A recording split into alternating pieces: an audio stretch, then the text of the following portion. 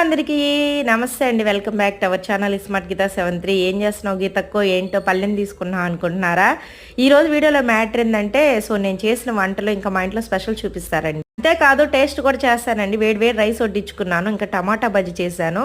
ఇదైతే చాలా ఇష్టం నాకు. ఇంకా దీనికి కాంబినేషన్ వచ్చేసి అవిశాఖ తాలింపు వేసుకున్నాను. చాలా మంది అన్నారు, నువ్వు ఫుడ్ ఛాలెంజ్ వీడియోస్ చేయొచ్చు కదక్క అని చెప్పనేసి. మనకంత సీన్ లేదులేండి. పోతే ఆ వీడియో ఆన్ చేసిన దగ్గర నుంచి తినడమేమో కానీ నాకెందుకు నవ్వొస్తా ఉంటది అనమాట. నవ్వుతూ అన్నం తినడం అంటే చాలా కష్టం అబ్బా. పోతే టేస్ట్ అయితే చాలా చాలా చాలా బాగుందనమాట. నా చేతులతో నేను చేసుకున్న కూరలు నాకై నేను తినడం అంటే నాకు చాలా ఇష్టము.